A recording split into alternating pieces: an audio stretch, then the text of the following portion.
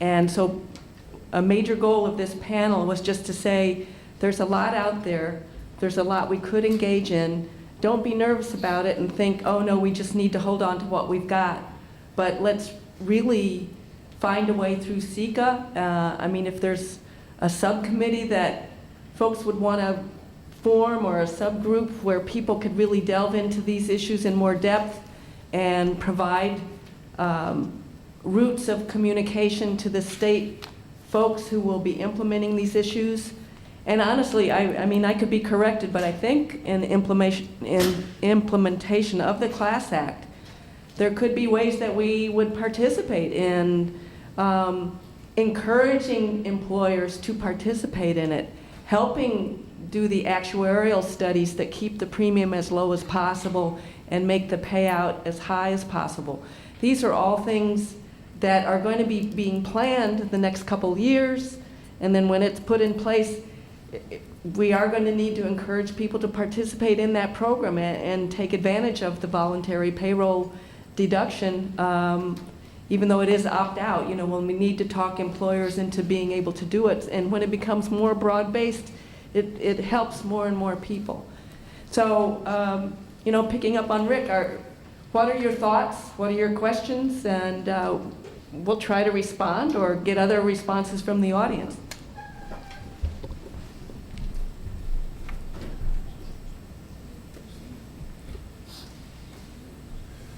Hi, I'm Shirley Adams from Orange County. Am I on? Just a second. Okay. Go ahead, try again.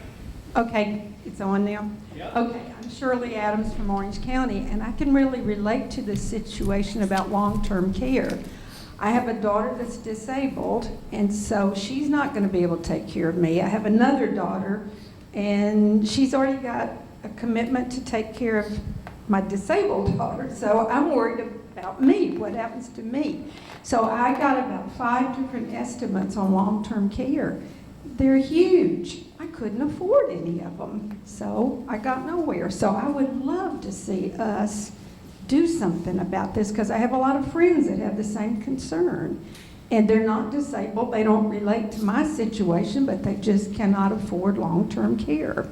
So if SECA could get involved in that, I'd love to be a part of that. The other thing, though, is I'm not sure that I understand this right, but it seems to me that there's a conflict of interest, because I've always been told that IHSS is the only program that's reimbursable, and it takes about 2 years to get the money back. And I'm thinking it comes from federal money. So how can they now take 3.6% back and get that from federal money when their feds are already giving us the money back, or giving it back? A couple of points to address what you said. First of all, you said you mentioned that you'd been pricing out long-term care. So you mean long-term care insurance? Mm-hmm. You know, one of the other mysteries about that, I don't know if you've encountered this, you probably won't encounter it until or unless you actually apply for the insurance. It's a heavily underwritten product. So, you know, their ideal candidate is someone who's very young and is going to pass underwriting and then, you know, never collect on the benefit so that they can make a lot of money. But anyway, with respect to, I'm guessing that the 2 years that you're talking about is how long it takes the counties to get their money back. I'm not sure if that's what you meant, the realignment funding. But the cut itself, and that's correct, and that's nothing that really should affect a consumer who is signing up for IHSS services. The cut that was just enacted is a 3.6% across the board hours cut, that authorized hours, that takes effect 90 days after the date the bill was signed, and the bill was signed a couple of days ago, so sometime in January. And it will be up to the consumer to determine how to allocate that cut. So it's even though you're supposed to be assigned a certain number of hours for different tasks, don't worry about that. It's a 3.6% hour cut. Your provider won't get paid for that 3.6%, but you can decide how you want to allocate it. I'm still confused, but that's okay. Well, about the 2-year issue, or? Oh, sorry. Okay, is it the federal that reimburses for IHSS? It's a combination of federal, state, and local money. The local money, by and large, gets reimbursed by the state. So the counties do pay money, but it takes them about 2 years to get that money back from the state, their share. So the state is not getting reimbursed then, is that what you're Yeah, saying? the federal monies come pretty quickly. In fact, they advance pay and they just balance it throughout the year. There's a complicated formula within IHSS. There's a portion of funding that comes from the sales tax revenues and vehicle tax they call realignment.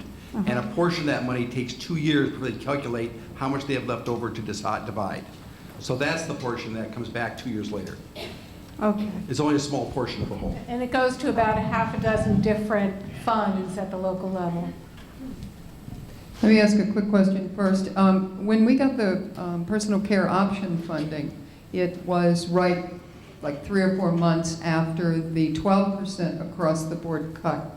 And that 12% cut was reimbursed with the person on April 1st to reimburse the 12% cut. Is that what's going to happen with this provider fee? If you get the amendment approved, is it going to go to reimburse the 3.6% across the board cut? That's not how it's written in the statute. The provider fee is what's preventing it from being a 5%, 10%, 20% cut or more. Bowers. First of all, you guys did an awesome job this afternoon. Very informative panel, so thank you. I wanted to make a comment first quickly about public authorities and then about money follows a person and cash for counseling. I've always been an odd man out on this perception, I think, but my feeling is that as somebody that was involved very early on in seeing the formation of the public authority model from the ground up and seeing it implemented literally from the very first day with Eldon's. The thing that I've always felt, and it's obviously water under the bridge, but it's just a perception, is that once we did 1682 as a mandate and it became legislation, I think it killed so much of the potential of this service model. And I've always, more than anything, I've been saddened by that because I just felt such hope for this concept in the 90s. And obviously, Dawn is the shining star, I feel, in the state, and LA is also excellent. But the reality is that too many counties treated this in just a very obligatory manner and implemented it in the most marginal, way. And Rick, you talked about, it's not administrative, it's service, but unfortunately in too many counties, this has just basically become another level of administration. Again, very saddening to me, and seeing people is using this as just kind of like a leap up the career ladder. That it needs to be much more than that, and I think that we just lost much of the impetus, and I hope we can regain that. And the other thing is, I'm heartened to hear you talk about consumer control and making that an inherent part of any new dialogue and models that we develop, because I've been an advanced pay person since 1997, and it's literally a lifesaver. Not everybody's capable of doing it, granted, we all realize that, but it's a great concept, and I hope that we can maybe get legislators and the general public away from this concept of us as consumers as frail, helpless, and passive, and let them know that we want an active participation in our care, that we all deserve that should be part of our right as human beings. And I hope that between all of us that we can take that on as a responsibility in dealing with the public and informing people that that's really how we need to start focusing things. And thank you guys again.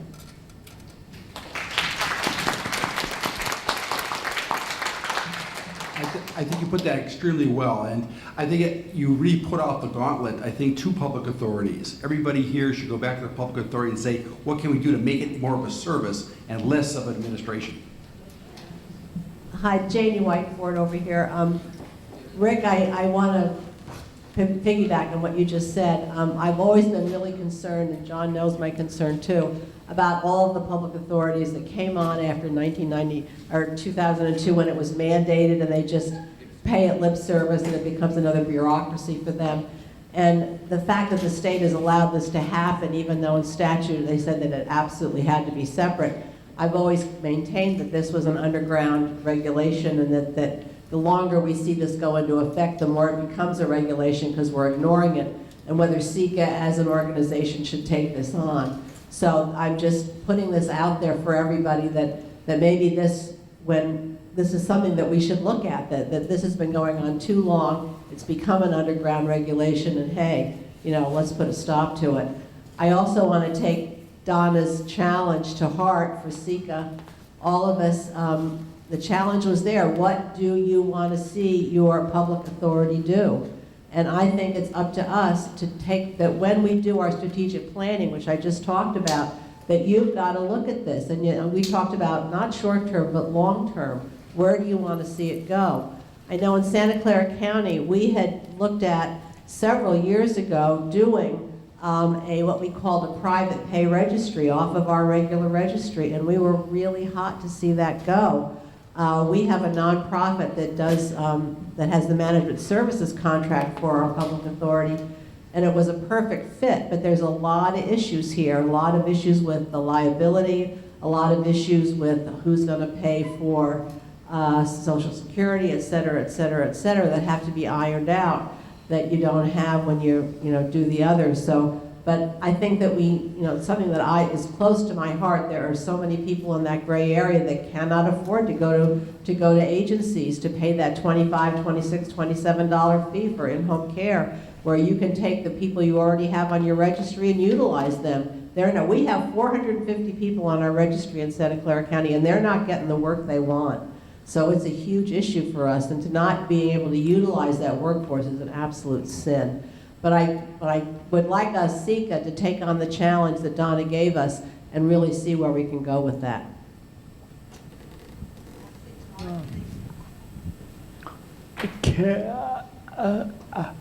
I have a number of questions which I'll say, but I'd like to answer your question. Can the public authority do this? My feeling is a big pt.4, but it is a big question mark. The question mark, just like the regional working group that works so hard to create a public authority. We must, I know I've said nobody in this room, but if we can make this dream happen, we can get back to what the public authorities were created to do. And what I mean, they have to get back to consumerism. And every county that has a public authority can learn from some of us that been around, and we share what we've been able to accomplish. And